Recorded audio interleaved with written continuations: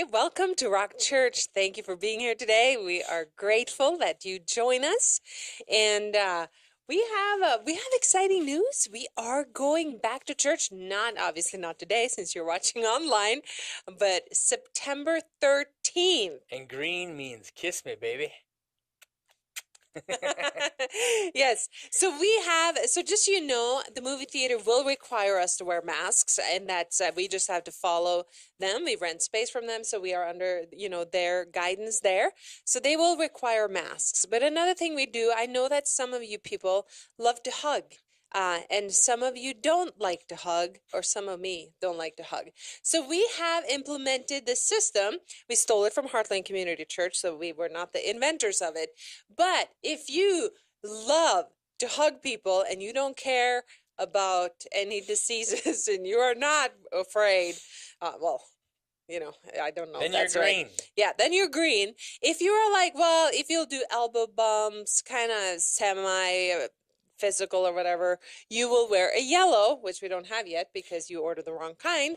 And then if you do not want any physical contact, do not shake my hand, do not touch me, you will wear a red.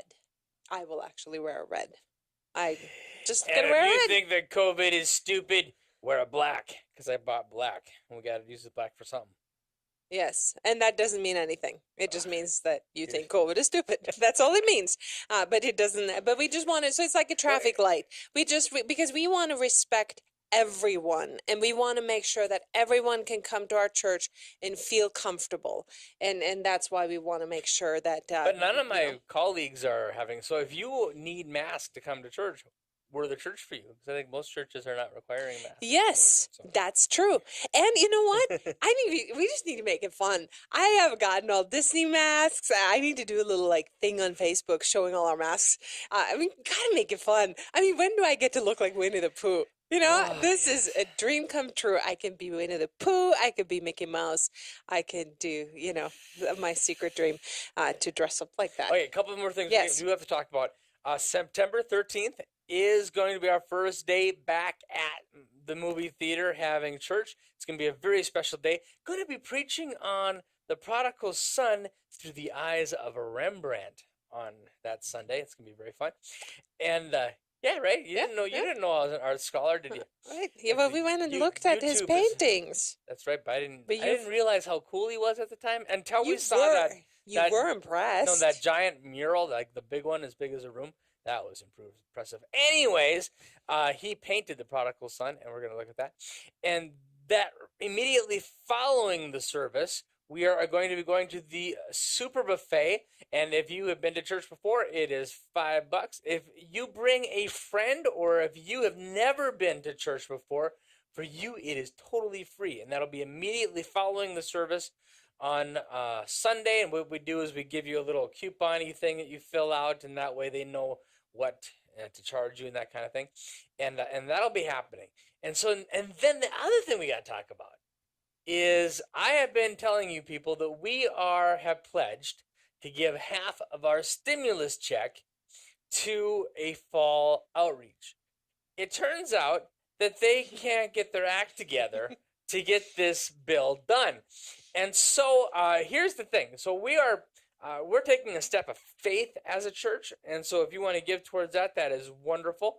And if they are late with that stimulus check, we're still committed in giving half towards evangelism. So whether that happens in October or not, I don't know. But no matter what, October 18th is going to be a special day. We're going to be preaching on prejudice, racism, bigotry, and Jesus. We're going to be talking about what Jesus says about racism. I think it's going to be a very tense moment in our country, and so that'll be the 18th. And my friend Ron is going to be with us, and we're practicing. We're going to be doing Living on a Prayer. Oh, halfway there.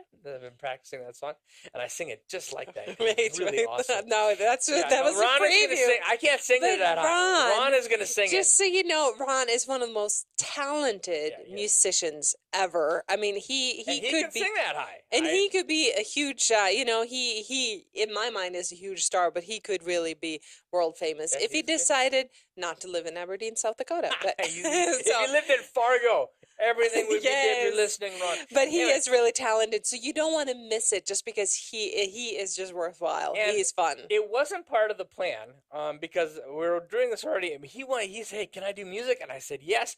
And Ron just happens to be black. And so he's going to be speaking the week after. So I'm going to be speaking on prejudice, racism, bigotry, and Jesus.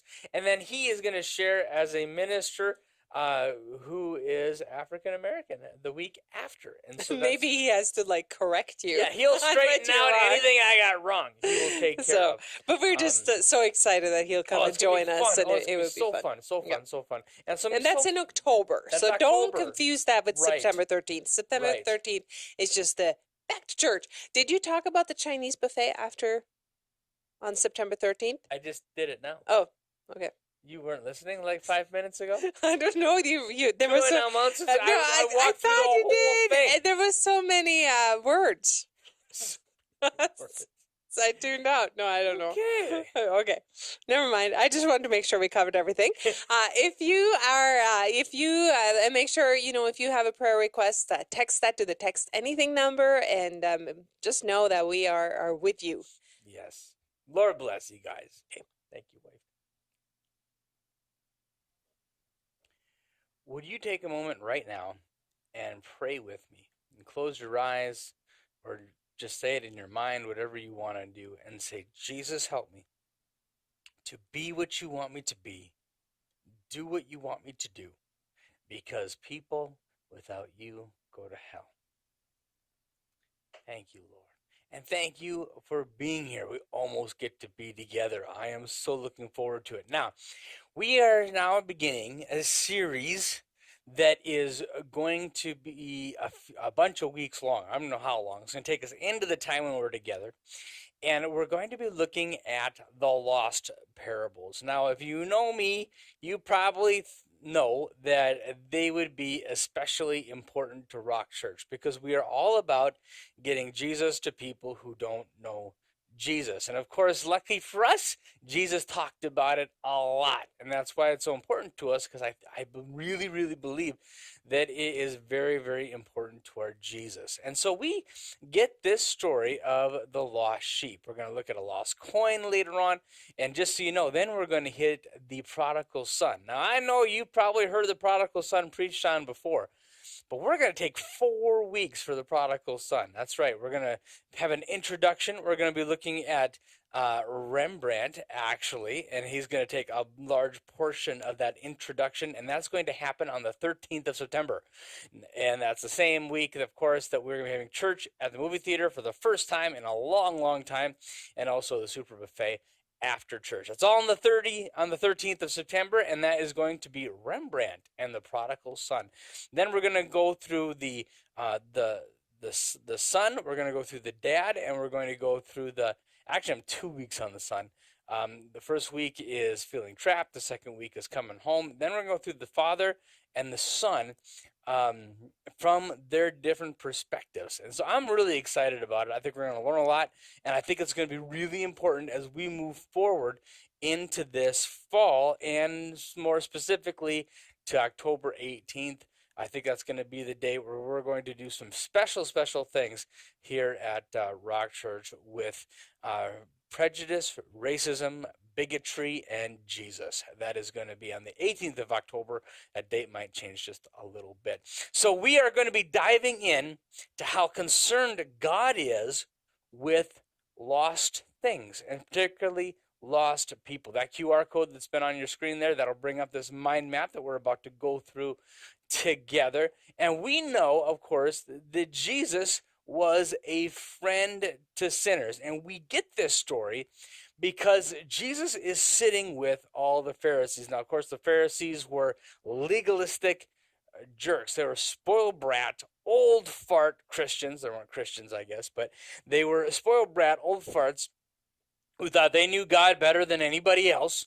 And so there they were, and they're talking to Jesus, and they're kind of putting down the people around them. And so it must have been just kind of a crazy scene And Jesus, not only is he rebutting the Pharisees because he's having this conversation with the Pharisees, but he's also giving instructions to us. He's sharing with us his priorities. And of course, this we're going to be reading today in Luke chapter 15, verses 3 through 7. But this is so important that actually Mark put it in his gospel as well, in Mark, actually as Matthew, not Mark, in chapter 18.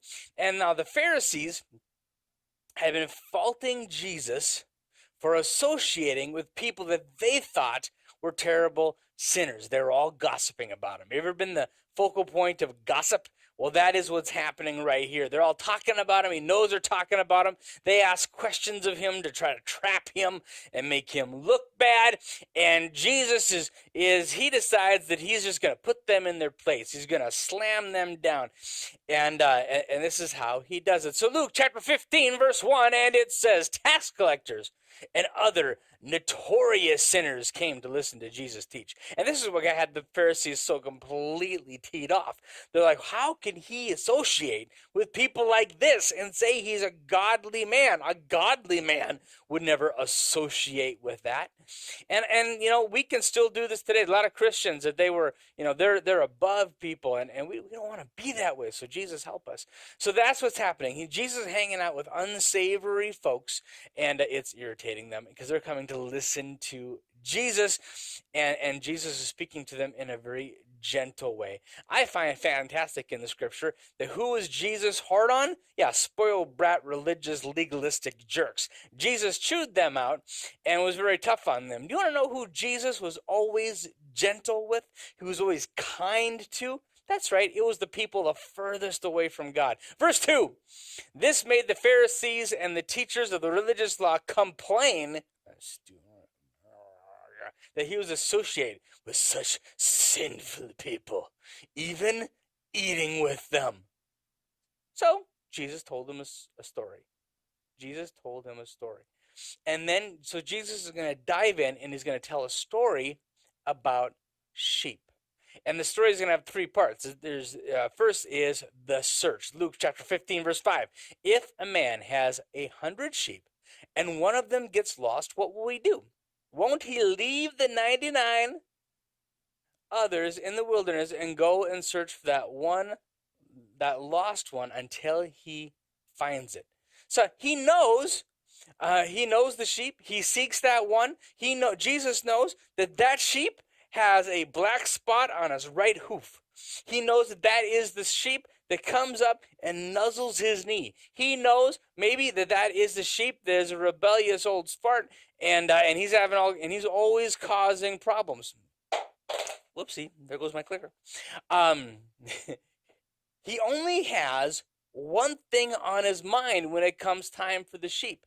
He's thinking about that sheep. Now, a few things about sheep. Now, I remember, I've heard a lot of preachers, and they say, well, sheep are dumb. They'll say that, right? But sheep are other things too. Number one, they're defenseless. They are easy meal for a wolf. They're just out there wandering. They don't know they're lost. They don't care. They're like my dog, actually. My dog, she'll just wander off, and she doesn't know she's lost. She doesn't care. She just sees somebody across the street and says, oh, look, my new best friend. All my other dogs, I could let them out. They'd hang around the house. They'd lay in the garage. Not this one. As soon as she has a chance, she's just happy-go-lucky, and she's just going to go meet some new friends, and then she got arrested, and we had to get her from the dog jail, and so that's how that is. But defenseless. They're utterly defenseless. Actually, and they're also senseless. Now, a dog eventually will come home, a dog or cat.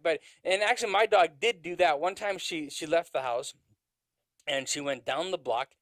And I didn't even know, because when I came home, or I came upstairs, she was there. She was on the deck. And so I let her in, and this guy came to my door, and he knocked on my door. He says, excuse me, but your dog took my shoe. I said, no, she didn't. She's right there. No, yeah, your dog came into my garage and took my shoe. Now, just see, my dog has a fascination with shoes. There's something psychotic with her. She carries them around all the time. She's never chewed a shoe. Only dog we've ever had that has never chewed a shoe But if you come into our house, and a lot of you who have been to our house for Bible study or whatever, you know that the dog will grab a shoe and she'll kind of try to hand you the shoe, and she'll go in circles. And if she can't find the shoe, oh my goodness, it is so frustrating for her. Well, so anyway, she had gone into his garage, and she had taken one of this guy's shoes and brought it home. And I looked out on the deck, and sure enough, on the deck was this dude's shoe. And so I gave him back his shoe, and I'm so sorry, very sorry that my dog did that. But she knew how to come home. Sheep, they just wander. A camel can smell where water is. A vulture can see carrion from a long ways away. But a sheep, it doesn't know how to find its way. It is completely defenseless. Also, it is shiftless, which it means that he doesn't know how to provide for himself. I mean, if he gets someplace rocky, he's too dumb to find something. And so this guy leaves his 99 sheep to go look for the one sheep, and then he sees the sheep, and it says, and when he has found it, he will carry it home on his shoulders. He's like, oh, he grabs the sheep, puts it on his shoulders. I've heard some preachers say that he broke the leg first, but that's kind of extra biblical. We don't know he broke the leg. I don't know where they got that from. But then there's rejoicing, and the people rejoice. On earth, people rejoice because they recover sheep. Now, not you, maybe not so much, but do you rejoice when you lose your keys and you find your keys? Or maybe you lost your wallet. And whoa, there's my wallet, and you're so happy. I have trackers connected to all my stuff. My money clip has a tracker on it, so I can find it with my phone. All my keys do, because I'm always scared I'm gonna lose something, and I do lose stuff all the time. Actually, the best thing about an Apple Watch is it helps you find your phone in the house. I lose stuff all the time, but when I lose keys, especially, or when I lose a wallet, and I've lost a few, when you find it, oh man, the relief that we feel. Verse 6, when he arrives, he'll call together all of his friends and neighbors, saying, rejoice with me, because I have found my lost sheep. Now, when you find your keys, you probably don't rejoice that much, but when the sheep, it's like, hey, guys, I found the sheep. And Jesus is making the point that all heaven rejoices when a sinner repents. That's what Jesus is talking about. That's why I eat with sinners, you guys, is because, well, you snooty toots, you apparently don't need God. So I'm going to go to people who know they need God. Verse 7, we find in the same way, there is more joy in heaven over one lost sinner who repents and returns to God than the 99 others who are righteous and haven't strayed away. Now, Jesus uses this how much more tactic with them. Anyway, there is more joy in heaven when the 99 are strayed away. If you feel that way about sheep, imagine what God feels about people. I mean, here you just think, oh, they're sinners, I'm not going to bother with them, but your God's heart breaks for them. And so Jesus uses this how much more tactic. Now, Jesus does it when he heals in the Sabbath. Check out this story. He says, where he noticed the man with the deformed hand, the Pharisees asked Jesus, does this man, long story short, he said, you can't heal on the Sabbath. Jesus says, yes, I can. Watch. Pooh, heals on the Sabbath. And then they said, whoa. He says, how much more valuable is a person than a sheep? Because he says, hey, if your sheep falls in the pit, aren't you going to reach down and lift it up? Well, how much more would your God love you then? And so he goes lesser to greater. If you do it this little bit, God does it a whole bunch. And I'm just here to tell you, God's love is always more. Matthew 6:30, one of my favorite verses. And God, he cares so wonderfully for wildflowers that are here today and thrown into the fire tomorrow. If he's that, he will certainly care for you. Why do you have so little faith? Now, generations of Christians have been looking at this story of the sheep, and there's a number of interpretations for it. The early church, actually, this was kind of interesting. They had this idea. The early church saw the shepherd as an incarnation of God's, to seek out humanity, and the 99 were understood to be the angels. And so all of humanity was the one, and the angels 99. However, modern scholars don't look at it that way at all. Modern scholars recognize, and I think you probably see this verse this way, that Jesus is looking for lost people. He is seeking the lost. And going all the way back to Ezekiel, and you can go back and read that later on your own. But in Ezekiel, he's talking about how he's seeking out the lost ones, and it's like sheep. Now you might say, well, that's kind of crazy. Why would you leave 99 and leave them so vulnerable and just kind of leave them alone? Don't you know that, and then just to go find one? Well, Jesus having to find the 99, it seems crazy until you are the one that he is seeking. Until the person that you're praying for is the one that you're asking Jesus to go after. And so the parable does not speak to their condition other than the lost. Notice that 99, they're not lost. Now, I think that 99 has a lot to just, like those Pharisees that Jesus was speaking to, well, they were actually lost too, weren't they? I mean, here they thought that they were so wise and so religious and stuff, and actually Jesus didn't have much time for that. They were lost. They just didn't know they were lost, right? But the point is that Jesus, his attention and his effort is focused on the lost. Focused on the lost. And just so you know, your God, he is not passive about this. He is actively, regularly, eagerly seeking the lost. And remember I told you that the shepherd knows his sheep? Well, you're Jesus. He knows you. He knows you so completely and so intimately. He knows his sheep. Matthew chapter 10, verse 30, it says, and the very hairs on your head are all numbered. Look at this beautiful story in the Psalms. Oh Lord, you have examined my heart. Isn't that kind of scary? Sometimes my heart isn't that nice, but he has examined my heart. And you know everything about me. You know when I sit down, when I stand up. You know my thoughts, even when I'm far away. You see me when I travel and when I rest at home. And you know everything I do. You know what I'm going to say even before I say it, Lord, which is really saying something, since what I say doesn't always go through my brain first. And so God, he is amazing. You know what I'm going to say even before I say it. You go before me and follow me. You place your hand of blessing on my head. Your God knows you. Look at what Jesus, he prayed for you. I got proof. John chapter 17, verse 20, Jesus says, I am praying not only for these disciples. His 12 disciples, of course, were snoozing. He's in the Garden of Gethsemane. He's going to die tomorrow. And there he is. He's praying for you that night. I'm praying not only for these disciples, but also for all who will ever believe in me through their message. He's like, hey, I'm praying for these guys.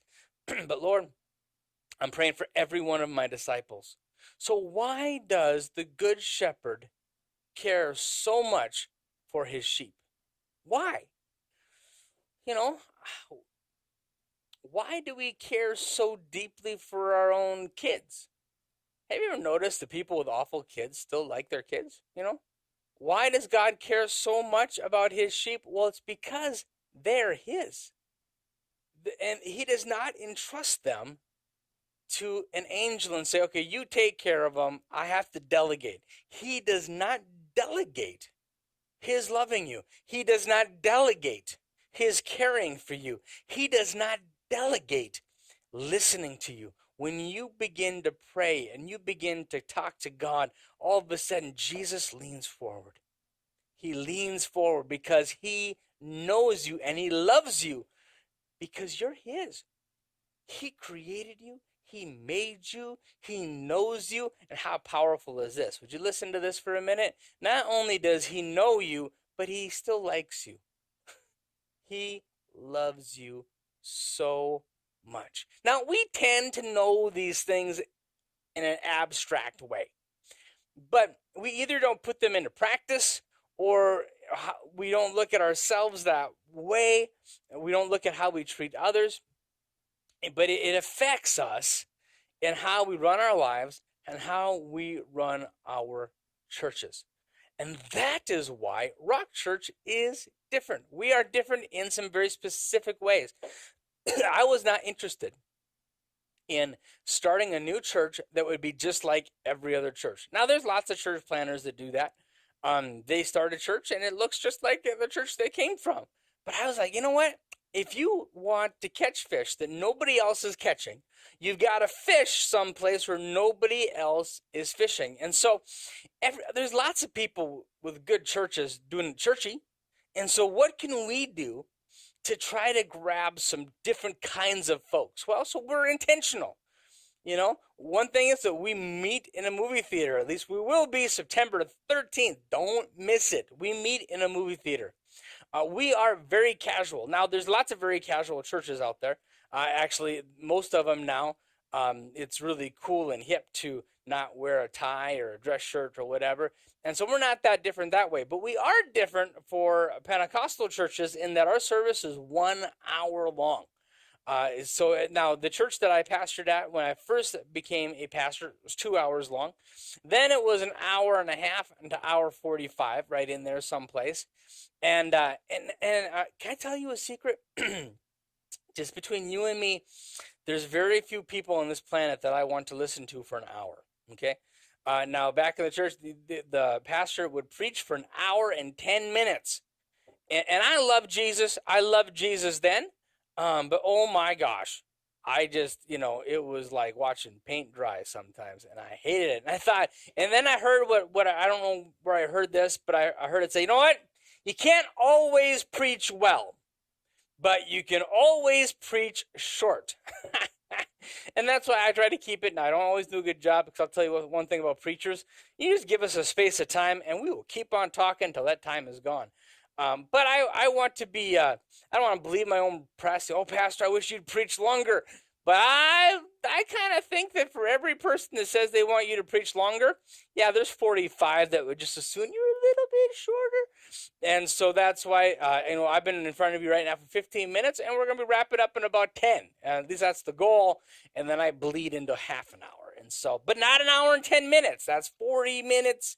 How long is that? Anyway, it's a long time shorter than a lot of others. And so we're casual, 1 hour service, short sermons. And actually, we're not only casual in how we dress, though, but the banter that Inger, Lisa, and I do.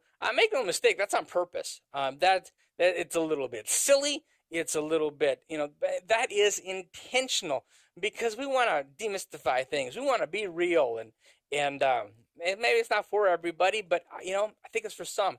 And then we don't want to be a church like everybody else, because then you just go to that church. And so that's how that is. Now, best of all, what I like about our church, and I think we do this well, other churches say they do it, and I think a lot of churches do it, but I do think that we do a good job. We're not perfect, but our slogan is Rock Church, where you belong before you believe. So we don't just say that we're wanting to reach out to the lost. I know of churches, have served in churches where they say, oh yeah, we're for evangelism, but then you look at their budgets and their money, and their buildings are, half the budget. Pastor salaries are another 40% of the budget. And so by the time it's time for evangelism, there's nothing left. And so are you doing ministry if you aren't being aggressive in pursuing people who are far away from God? And I'll tell you what, we do. And we got people in our church I can walk you up to and introduce you to them. Times when I spent a bunch of money on Facebook and they came to church, and now they're part of our family, and they didn't go to church anyplace else before. And that's why we have a church. And so we're not just saying it, we are doing it. I'm not claiming to be the best at it. I'm not claiming any of that, but Jesus knows that I am seeking that lost one. Anybody can, the disgruntled religious people that jump from church to church, yeah, let those other churches fight over those folks. I just want people who don't know God to come to church.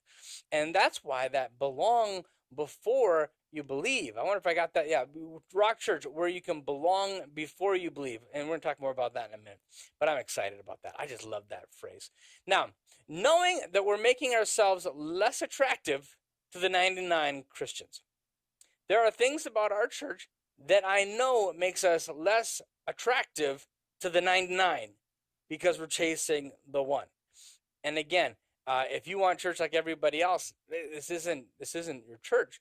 But all right, so you don't have to change. In other words, when you come to our church, you don't have to change who you are.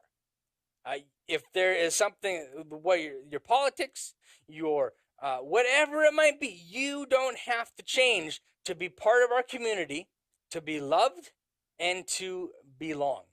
Now, if you come and your worldview is very different than a biblical worldview, when you come, I hope to be your friend. I hope to love you. I hope to help you through troubling times. I hope to laugh and joke. If you don't have a biblical worldview, you're not going to get to preach. But I'll tell you a secret. There's a whole lot of Christians I wouldn't let preach, just so you know. And so that's really not saying too much. People say, "Oh yeah, well you have to get to this big standard before you start, serving and volunteering at the church." Now there are some volunteer roles that require a biblical, good theological worldview and that kind of thing. And that'll always be the case. But you don't have to change for me to respect you. You don't have to change for me to love you. You don't have to change for me to listen and seek to understand where you're coming from and to be gentle. And because if the Bible works and God is who he says he is so much better than I am at changing anybody's mind. And so we lift up God's truth, and it's him who does the work. It's God's job to change people. Could you write that down someplace? It's God's job to change people. Well, they've been coming to church for, this many years and they're not changing, Scott. What's wrong? You got to be doing more fire and brimstone preaching. Well, if you hang around Rock Church for a little while, you know that I preach holiness all the time. I will tell you all the time that get rid of the sin in your life, as the Bible calls it, and pursue God. I'm a preacher. That's what I do. But I say that, and then even if somebody is far away from the ideal that I am proclaiming, I cannot change anybody. That is the Holy Spirit's job. Now, I preach the word. I lift up God's ideal. I preach the truth, and as the Bible calls it. But boy, God is a whole lot better than I am at changing people. And so I don't have to, because when we try to do it ourselves, you want to know what that looks like? You've probably done it in your life. Manipulative people do this. They shame. You remember my big fat Greek wedding? It's like, yes, you come to my mom's house and you get a full serving of whatever with a huge side of shame. And that's, families do that, right? They bring the shame, but it doesn't work. If shame worked, I'd use it, right? I would try to make you feel like you should live in a toilet but it doesn't work. Why in the world would I do something that pushes you away? That's exactly what we do when we try to do God's job. It's God's job to bring conviction. It's God's job. We just lift up the truth and then love, love, love, love. So what's our job? Well, our job is to love unconditionally. That means if somebody walks in the door, I can love and respect you before I even know you, because you're part of our communicate. Now, we communicate that love with tenderness, wisdom, and tact, right? We communicate unconditional love with tenderness, wisdom, and tact. In other words, tenderness. It's hard to articulate, but you know when somebody's not tender, right? You know when they're kind of judging you and looking down your nose. We want to lean into people, not in a dominating way, but let them know that. Hyper curiosity. I love that phrase.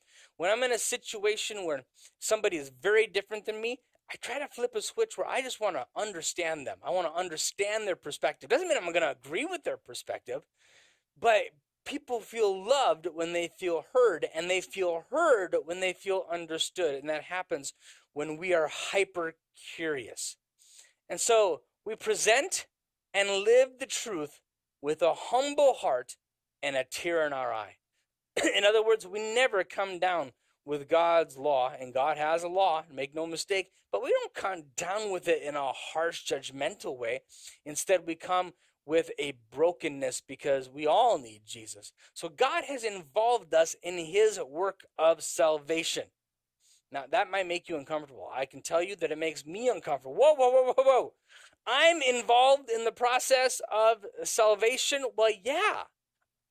Because we are his representatives on this planet. You're it. Jesus ascended into heaven and said, go into all the world and make disciples of every creature, baptizing them. So that is what we are called to do. We are God's plan for this planet. We're it. Now, Jesus, he's going to return again, but after that is judgment. We are the ones who carry this torch. God, in his wisdom, in his love, in his grace, has chosen to involve you in his plan of salvation for the people in our community. That's why it's so important that we love unconditionally. I don't even have to know you to love you and respect you and be curious about your worldview and to listen without having to condemn or change your mind. Boy, trying to change people's minds all the time. That's exhausting. I can't do that. But you know who's really good at it? God. So I lift up his word, and he is just so good at changing people. He's so good. So we don't beat sheep as they begin to come home. We seek the lost one as they come home. We don't beat sheep. Instead, we just feed the sheep. I heard one preacher said, yeah, I don't steal sheep. I just feed starving sheep. So that was one way of saying that you could, take people from other churches. And that's why I'm buying a whole bunch of these t-shirts again. We are going to feed them. What are we going to feed them? We're going to feed them love. We're going to feed them respect. And we're going to feed them food. Wait, what? Love, respect, and food. And what does that look like? Well, we're going to love them. We're going to welcome them. We're going to give them free stuff. I'll bribe them shamelessly. Movie tickets. We're going to do all kinds of things. But this is the thing. I can give someone a movie ticket. Maybe they'll come to church once. But people come and stay in church because they belong. And at the Rock, where you belong before you believe. Atheists, no problem. You can belong here. Wiccan, no problem. You can belong here. You pick the category of person that would sometimes feel uncomfortable in a church. Can you belong at the Rock? Not only can you belong at the Rock, but there have been some people, and I don't want to throw labels out there because that just makes it kind of feel icky. Labels are dangerous things. But somebody who's typically not accepted in a church, they're living in a very non-biblical way, and they come to the Rock, and then they come back again and again. That is the biggest compliment I could ever get. That you know that I love you, but you also know that I don't agree with this or that part of your life. But see, unconditional love, it's not that people don't like truth so much or don't like your perspective on truth. People disagree on stuff all the time. What they don't like is to feel judged. And when we do a really good job of loving, we can disagree without hate. Oh man, that's powerful stuff right there, just so you know it. So, if you are away from God today, if you are someone who is nowhere near the Lord, I got good news for you. Right now, in this moment, his attention is focused on you. Now, sometimes I'll take, we used to do services in this place, and there's a lot of there's homeless people there and stuff. And my church people would come and help me hand out food and things. And oftentimes people would come thinking that they would get time with the pastor. But you put me in a room, and my heart, and this is unique with me, it's just a gift that God has given me. I tend to drift towards the most hurting person in the room. I did it in high school. I've did it, and it really shows itself when we're in a room and there's homeless people there, and my church people come and they want to talk to me. So I just feel pulled the whole time to go talk to one of the homeless guys. It's really a funny thing. And they'll get frustrated sometimes. They'll wait in the line to talk to me. And that happens at church. Our church is a little different, because you're there for your church people and stuff. But still, if I have a sense that there's somebody far away from God, I feel a pull in me. That's why I really believe that God has called us, Ingrid, Lisa, and I, to be at Rock Church. It is for that, because there's this pull inside. So God, all this time, his attention is focused on you, and he has been laying plans to reach you. And right now, today, what he longs to do is for you to lift your eyes up and say, Lord, if you're going to love me that much, if I've got a God who cares about me so intimately and deeply, if that is the truth, Lord, what a fool I would be not to receive and walk in that grace and love. And so would you reach for him this morning? Look up and just take his hand and begin to lay everything at his feet. Lay your sin at his feet. Lay your brokenness at his feet. Lay your, all of that. Lay it at his feet, because what's going to happen then, he's going to take you and he's going to lift you onto his shoulders. And when you are on his shoulders, you're going to experience some beautiful things. You're going to experience rest. You're going to experience protection, and you're going to experience a relationship. Now, some of these religious folks, they're all grumpy and nasty and judgmental. Can I just encourage you that that is not the way your Jesus is? They're not representing him well. Because when you are with him, you get rest. When the whole world's going crazy, you can rest. When others are living in fear, we live in his protection and his love, and in a relationship. And now, when you turn your eyes up and you say, Jesus, I give you my life, everything I'll ever be, I lay it at your feet, God. I lay my sin down.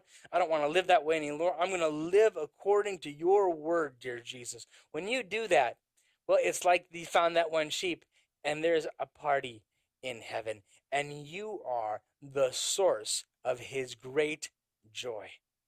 You can make Jesus smile. You can make him laugh with delight by just doing one simple thing. And I'm going to do it right now, and I want you to do it with me. I'm going to pray and give Jesus my life. And I invite you to do the same thing and to lay it all at his feet. Jesus, I thank you for being so good to us, dear God. And I thank you, Lord, that you have got our back. You've got my back even when I'm not paying attention to you. But God, please, oh please, take my life and create in me a clean heart. I can be so broken and so prideful and so nasty and hateful and angry. God, I lay it at your feet and I confess it. And Jesus, forgive me of all of my sins. And then create in me, make me the man, make us the men and women that you are calling us to be. And that's why, Lord, we started off by saying, Jesus, help me. I do not have the ability on my own. Jesus, help me to be what you want me to be. Do what you want me to do. Because, Lord, ultimately people without you go to hell. And I certainly don't want to go to hell. But not only that, my city, there's so many people living far away from you.